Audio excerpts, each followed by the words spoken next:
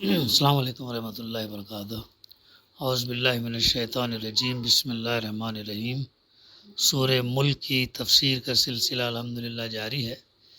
وہ آیت کے ضمن میں ذکر تھا کہ جس میں کیا تم اس سے بے خوف ہو کہ وہ جو آسمان میں ہے تمہیں زمین میں دھسا دے، اور ایک یہ زمین جو ہے ہچکولے کھانے لگے گی۔ تو اس کا ریفرنس ہمارے سامنے اس حدیث کے تعلق سے بھی بات آئی جس میں غلام مومنہ لونڈی کو آزاد کر دیا گیا تھا، اور جب اس سے پوچھا گیا اللہ کہاں ہے تو اس نے اشارہ کیا آسمان کی طرف۔ اور ایسے ہی جو ہے پھر وہ خولہ بنت ثعلبہ رضی اللہ کا بھی تذکرہ ملتا ہے، اور حضرت عمر رضی اللہ جو ہے ان کی بہت عزت کرتے تھے، چونکہ ایک دفعہ ایسا ہوا کہ اس خاتون نے ایک امیر المومنین حضرت عمر فاروق رضی اللہ جانے لگے تو اس نے جو ہے ان کو یہ کہا کہ ذرا رعیت کے معاملے میں اللہ سے ڈرتے رہو، اور یاد رکھو کہ جو اللہ کی وعید سے ڈرتا ہے اس کے لیے دور کا آدمی بھی قریبی رشتہ دار کی طرح ہوتا ہے، اور جو موت سے ڈرتا ہے اس کے حق میں اندیشہ ہے کہ وہ اسی چیز کو کھو دے گا جسے بچانا چاہتا ہے۔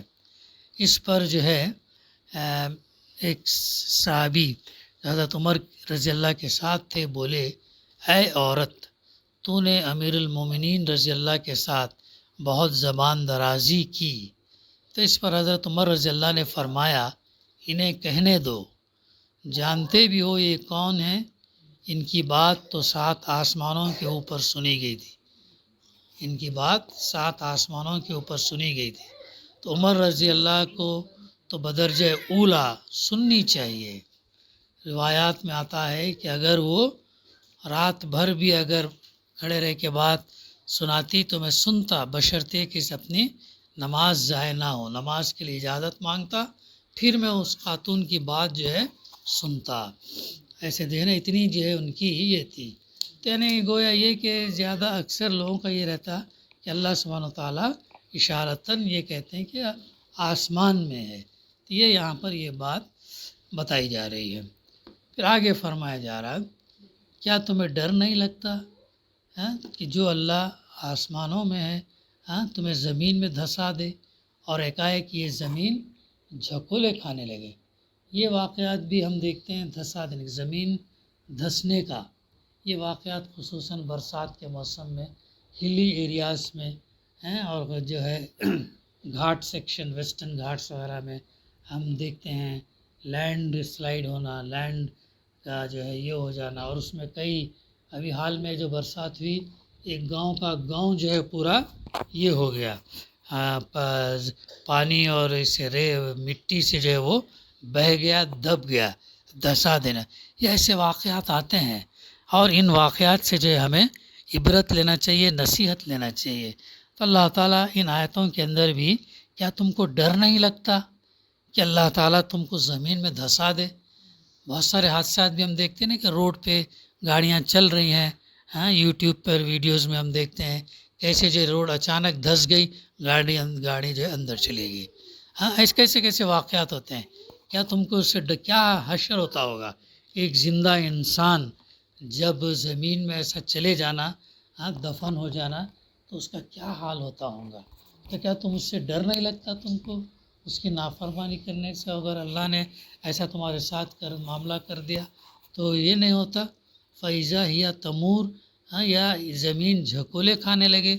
اب آج ہمیں تحقیق سے معلوم پڑتا ہے کہ زمین جو ہے گیند کے مانند ہے، بال کے مانند ہے، اور اسپیس میں جو ہے یہ گھوم رہی ہے، چکر لگا رہی ہے، اپنے محور پر بھی اور سورج کے اطراف پر بھی۔ اپنے محور پر ایکسس پر اراؤنڈ 1000 کلومیٹر پر آور کی سپیڈ سے گھوم رہی ہے، اور سورج کے اطراف 44 سے 45,000 کلومیٹر پر آور کے اطراف سے جو ہے گھوم رہی ہے۔ کیا تم کو ڈر نہیں لگتا یہ زمین کہیں ڈھلک نہ جائے؟ اور جو رات اور دن کا آنا، سال 365 دن میں مکمل ہونا، یہ اگر کہیں اگر ڈھلک جائے، کہیں جھکولے کھا کے گر جائے اور لڑک جائے تو کیا حشر ہوں گا؟ پوری زمین کا اس کا حشر کیا ہوں گا. ہاں یہ چیز جو ہے وہ سوچنے کی ہے. تو انسان اس پر اسی لیے جو علم ہم حاصل کرتے ہیں اور قرآن مجید کا جب ہم مطالعہ کرتے ہیں اس کا مقصد ہمارا یہ ہونا چاہیے کہ ان سے عبرت حاصل کریں، ہدایت حاصل کریں اور پڑھیں، سمجھیں، عمل کرنے کے لیے پڑھیں. قرآن مجید صرف تلاوت کی کتاب نہیں یا ثواب کے لیے ایک ایک لفظ پہ نیکی، وہ مقصد نہیں، بلکہ کیا اللہ تعالیٰ فرما رہے ہیں ان آیتوں کے اندر، ان تفسیر کے اندر ہمارے سامنے کیا باتیں آ رہی ہیں. ہاں یہ ہمیں سوچنا چاہیے. تو اللہ تعالیٰ سوال کیا یہ سوال کر کے صرف آگے بڑھ جانے کے لیے ہے، بلکہ ٹھہرنا چاہیے، ٹھہر کر سوچنے کے لیے ہے کہ واقعی تنہائی میں ہم جب پڑھیں اور سوچیں اگر ایسا سچویشن ہو جائے. زلزلے سے ہم کتنا ڈرتے ہیں، اور جب یہاں پر تو اللہ تعالیٰ کہہ رہا ہے کہ زمین میں دھسا دے، ایک یہ زمین جھکولے کھانے لگے، کیا منظر ہوگا. ایک اور مثال پھر اللہ تعالیٰ دے رہا ہے، امنتم من فی السماء ان یرسل علیکم حاصبا فستعلمون کیف نذیر. کیا تم اس سے بے خوف ہو، کیا تم کو ڈر نہیں لگتا کہ وہ جو آسمان میں ہے تم پر پتھراؤ کرنے والی ہوا بھیج دے. ہاں آسمان میں کون ہے؟ اللہ سبحانہ وتعالیٰ ہے. کیا تم کو ڈر نہیں لگتا؟ ہاں جو بادل ہے نا، ایک قوم کے اوپر ایسا عذاب آیا، ہاں پتھر والا عذاب آیا، بادل آئے تو لوگ سمجھے کہ اب بارش ہونے والی ہے، لیکن وہ بارش نہیں ہوئی بلکہ تیز آندھی اور پتھر برسنے لگے. کیا تم کو اس سے ڈر نہیں لگتا؟ اب دیکھتے ہیں نا برف کے ٹکڑے بھی گرتے ہیں، برف کے کبھی بڑے ٹکڑے کبھی چھوٹے ٹکڑے، کبھی یہ بھی گرتے ہیں. ہاں اگر ہوا بھی بعض دفعہ کتنی اسپیڈ سے چلتی ہے، اتنی اسپیڈ سے چلتی ہے کہ جھاڑ کھمبے، ہاں اور انسان اگر روڈ پر اگر ہو کہیں کھلے اس میں ہو تو 250 60 کلومیٹر کی رفتار سے جب ہوا چلتی ہے تو اپنے سامنے جو بھی آتا ہے اسے ختم کرتے ہوئے جاتی. کیا تم کو ڈر نہیں لگتا؟ اللہ تعالیٰ سوال کر رہا ہے یہاں پر. تو یہ وہ آیتیں ہیں جن کو ہم یہاں پر غور کرنا چاہیے، سوچنا چاہیے، ٹھہرنا چاہیے، تدبر کرنا چاہیے. اس سے ہم یہ سبق لینا چاہیے. اب امریکہ میں دیکھیں گے اکثر ویسٹ ایسٹ کوسٹ میں اکثر بہت بڑے بڑے یہ آتے ہیں ٹائفونز، ٹورناڈوز جسے کہتے ہیں، اور ہر سال سائیکلونز، الگ الگ نام دیتے ہیں، الگ الگ نام دیتے ہیں. بہت تیز ہوائیں چلتی ہیں، بہت تیز ہوائیں، پانی اس کے ساتھ، اور بہت ساری چیزیں نقصان کر لے جاتی ہیں. تو یہ تمام چیزیں آج ہم جو ہے خبروں کے ذریعے سے، ٹی وی کے ذریعے سے ہم دیکھتے ہیں. دیکھنے کے بعد اس سے ہمیں سبق لینا چاہیے، اللہ کا شکر ادا کرنا چاہیے. شکر کیسے؟ صرف زبان سے شکر کہے اور عمل اس کے خلاف کرے تو شکر نہیں ہوتا. شکر قول سے بھی اور عمل سے بھی ہونا چاہیے، عمل سے زیادہ ہونا چاہیے. عمل ریفلیکٹ کرتا ہے، عمل جو ہے آئینہ ہے کہ جو آپ اقرار کرتے ہیں تو آپ وہ عمل کرتے ہیں یا نہیں کرتے ہیں. یہ آئینہ ہے، بتاتا ہے کہ ہمارا ایمان کیسا ہے کر کے. تو اس طریقے سے جو ہے چیزیں ہمیں جو ہے یہ کرنا چاہیے، جائزہ لیتے رہنا چاہیے، احتساب کرنا چاہیے اپنا. ہاں یہ چیزیں ہمارے سامنے آتے رہتے ہیں. تو آگے پھر فرمایا جا رہا، تو پھر تمہیں معلوم ہو جائے گا کہ میری تنبیہ کیسی ہوتی ہے. ہاں تو یہ چیزوں سے انسان کو ذہن نشین کرانے کے بعد بتایا جا رہا تنبیہ سے مراد کیا ہے. تنبیہ ہے جو رسول اللہ صلی اللہ علیہ وسلم اور قرآن مجید کے ذریعے سے کفار مکہ کو کی جا رہی تھی کہ اگر تم کفر شرک سے باز نہ آئے اور اس دعوت توحید کو نہ مانو گے جو تمہیں دی جا رہی ہے تو اللہ کے عذاب میں گرفتار ہو جاؤ گے. اگر تم باتیں نہیں مانو گے تو پھر اللہ کے عذاب میں کیا ہوگا؟ تم گرفتار ہو جاؤ گے. یہ ہے جو ہے نا بات یہاں پہ ان آیات کے اندر بیان کی جا رہی. پھر اس کے بعد فرمایا جا رہا وَلَقَدْ كَذَّبَ الَّذِينَ، ان سے پہلے گزرے ہوئے لوگ، من قبلہم فَكَيْفَ كَانَ نَكِيرٌ، گزرے ہوئے لوگ جھٹلا چکے ہیں. یعنی اللہ کے رسول صلی اللہ علیہ وسلم سے پہلے جتنے انبیاء آئے ہیں، اس میں 26 انبیاء کا تذکرہ ملتا، 1.25 لاکھ یا 1,40,000 جو بھی آئے، جو لوگوں نے جھٹلایا، نقصان کن کا ہوا؟ انہیں کا ہوا۔ ہاں، جو لوگ اس سے پہلے جو لوگ گزرے جنہوں نے جھٹلایا تو ان کا کیا ہوا؟ ان سے پہلے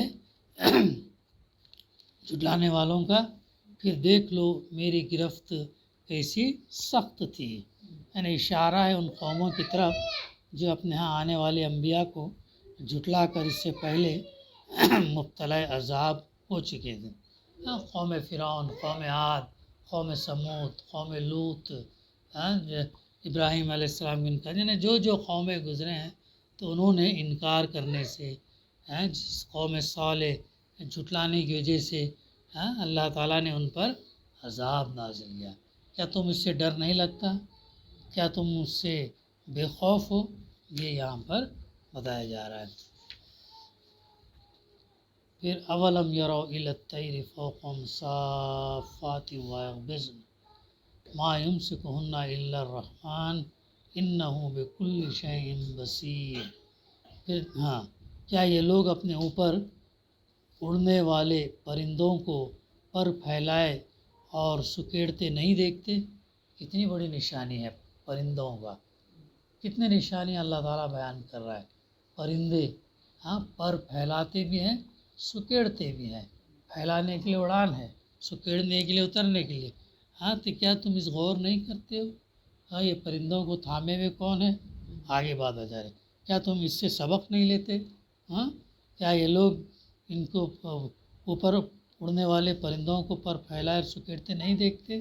ہاں، کتنی طویل، کتنا لمبا ڈسٹینس وہ لوگ ٹریول کرتے ہیں، کتنا معمولی رزق وہ لوگ کھاتے ہیں، ہاں، جو ان کے لیے ایندھن کا کام کرتا ہے، پر پھیلاتے ہیں، سکیڑتے ہیں، ہزاروں کلومیٹر سفر۔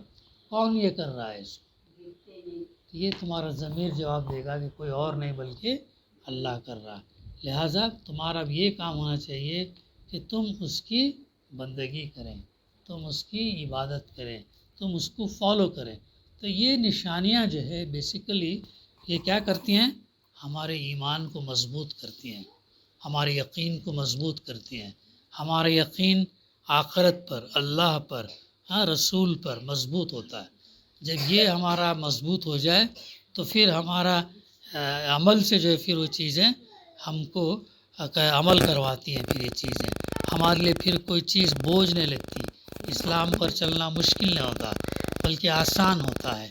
ہاں، یہ چیز ہے۔